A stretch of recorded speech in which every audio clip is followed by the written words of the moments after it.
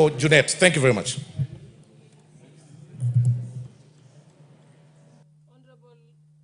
Honorable Otiende Molo. Thank you, Madam Speaker. Madam Speaker, I think if any Kenya doubted, pulled, and it took the backing down of the Right Honorable Raila Odinga for us to continue as a state and as a nation. No one should refer to those events. And to do so is dangerous. It is because of 207 that we now have a constitution that prohibits that kind of conduct. Pronounces that the Honorable Gachagua can no longer hold state or public office. That is when these things will reduce. And I invite you, Madam Speaker, that through the Speaker's communication, it might be important to guide this House, whether we can do so by way of a petition, or whether we do so by way of a special motion, or whether we do so by way of a special inquiry by the House as the House, so that we pronounce ourselves on that matter.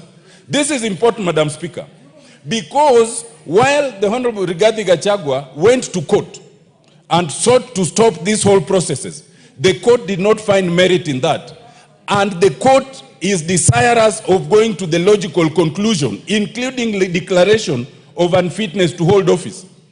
To preempt that, the Honorable Gachagua has now withdrawn his petition. Two things. One, I want to urge this House, through its lawyers, to insist to the court to go to the merit of that matter. We want the court to declare whether Parliament was wrong or not, including fitness to hold office. But two, Madam Speaker, I think at the same time, I think we need to re-examine that very matter. I want to say, Madam Speaker, that the NCIC is a body that was established for these very purposes. I have served as a commissioner. I never saw a day when anybody dared the commission in defiance of a summons. I think that is the height of impunity. If we were to go there, then we will no longer have a country, because we are all capable of saying a lot of bad things. I want to urge the NCIC to come of age and do what it needs to do. I want to urge that the NCIC must be shown to bite. Just 1 minute, Madam Speaker. You know, the Honorable Gachagua cannot say that I will not attend because there are others who have uttered things that they've not been summoned. Anyone who says that things should be summoned. But in law, you cannot say that I am not guilty because Otiende Molo is also guilty. No, guilt is personal. Accept your own guilt and then let the others be dealt with. Just the way you cannot confess on behalf of the others. I want to say lastly, Madam Speaker, that this matter is so serious that it should not be left at the level of a general discussion as we are doing it. It must be concretized, because we found Gachagua unfit to hold office. It is not just the court that can do that. Even a House of Parliament can do that, with the consequence that you cannot hold any other public office. I so submit, Madam Speaker.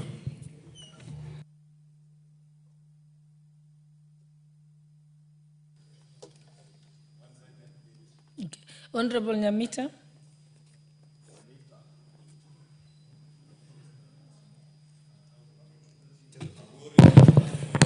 Thank you, Madam Speaker. I rise to also support this motion by Honorable Junet. Madam Speaker, where I come from, particularly in my constituency, we have families that buried bodies without heads. Madam Speaker, in my region, there are families that buried heads without their bodies. And yet in the same region, Madam Speaker, there are families that are yet to account for their loved ones. There are people whose children were butchered as they watched in Naivasha. There are people who have not recovered from what happened in 2007. Some had lived in certain regions all their lives, gotten their children, established businesses, and had their life all going very well. But because of the post-election violence, Madam Speaker, of 2007, they have never known home, because even when they went back to their homes, they found they had no land, they had nowhere to settle. Madam Speaker, today we have IDPs who are yet even to be compensated. They have even petitioned this particular House that because of the actions that happened in 2007, they need to be compensated. That hasn't happened. Madam Speaker, in this country, different communities live in different parts of the country. And I actually dare say that the community where the former deputy president comes from, members of his community are all over the country, in different parts of this country. They have established businesses there. They have established families there. They are running their lives from those particular areas. That a leader like that can come and say that whatever happened in 2007, 2008 is like a Christmas party. To imagine that such a leader would want to be elected and that we are going to have many other Christmases with such an individual. I think in this particular house, Madam Speaker, we have never felt vindicated. We feel vindicated that the action we took to impeach the mistake of a deputy president that we had, we feel completely vindicated. Even if we were to rewind time, we would still do the same. Madam Speaker, as if that is not enough, subsequent statements from this very gentleman, like over the last weekend, he is now almost dictating the uniform, even the dress code of the people from his region. He is dictating who you are speaking to. He is going to dictate which church you are going to. He is going to dictate which car you are going to drive. He is going to dictate what food. Madam Speaker, I just want to tell Kenyans that no one should listen to Rigathi Gachagua. He is not only dangerous to this country, he is even dangerous to himself. In fact, part of the allegations when they were brought here to the assembly were issues to do with him having grabbed property from his family. We feel vindicated. I sympathize with the people that are, every other weekend behind this gentleman and saying that this is a leader we want for this country. I can tell you, the current president might have his own issues. And I dare say that the president that we have now will not solve all our problems, even if we gave him 15 years. But he's putting us on the right path to how our problems in these nations are actually going to be resolved.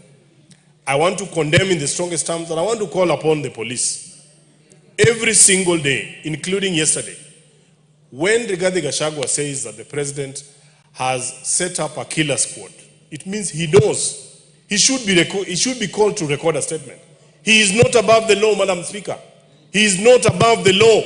In fact, I want to ask the leadership of this House, through you, Madam Speaker, that we call the Inspector General of Police to explain to us why is it that one Geoffrey Rigathi Gachagua has not recorded a statement and he continues to make insightful statements across this nation. I submit and I support.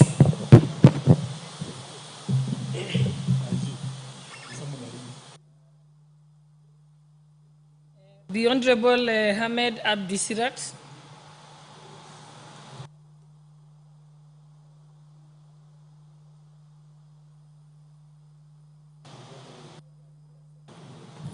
Thank you, Madam Speaker. I want to join this debate by condemning the utterances of the former Deputy President. Madam Speaker, it's a known fact that the Deputy President was impeached after he violated the Constitution of this country. We thought we have stopped this, a reckless person, but unfortunately, he has become more dangerous. This House has found that he was unfit to hold any office. But now we're also seeing he's unfit to live with the public, and he needs to be behind bars. We have laws in this, unfortunately, our laws in this country is applied selectively.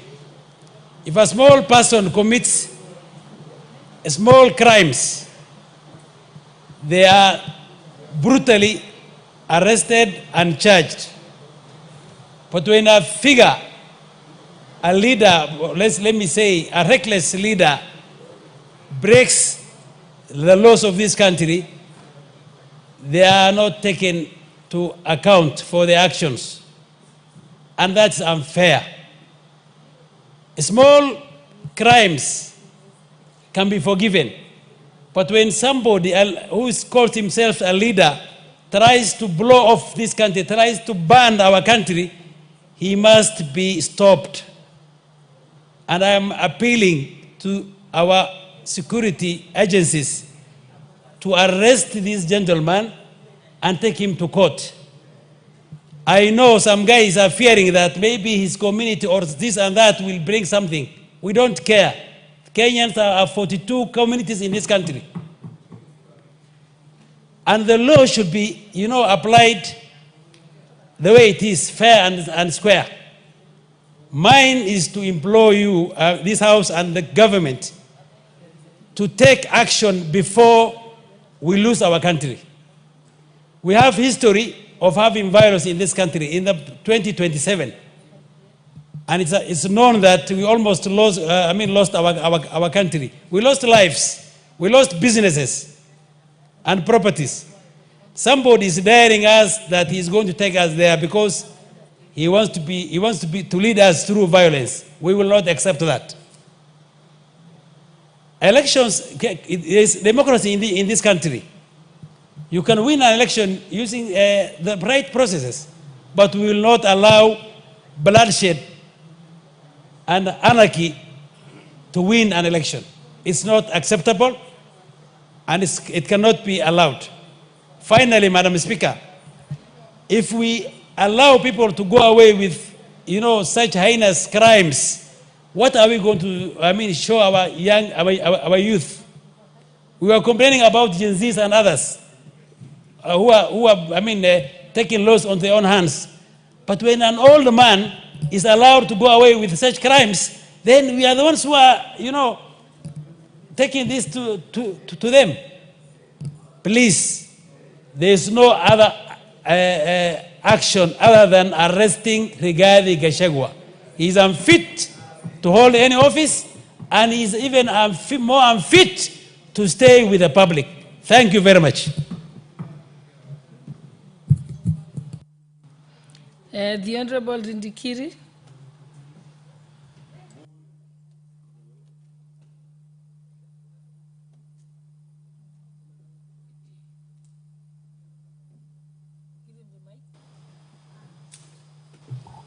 Thank you, Madam Speaker. I join my colleagues in condemning the actions, utterances, and unqualified statement by one Rigathi Gachagua. Mr. Speaker, this country, courtesy of our citizens, gave Gachagua an opportunity to serve as the Deputy President of this country. For 2 years, Madam Speaker, Gachagua never outed anyone to support the government or to execute on behalf of the presidency and the people of Kenya any developmental activity. Mr. Speaker, what Gachagua is known for is only one, talking about Mulima. Talking about Mulima. That has been his speech for 2 years.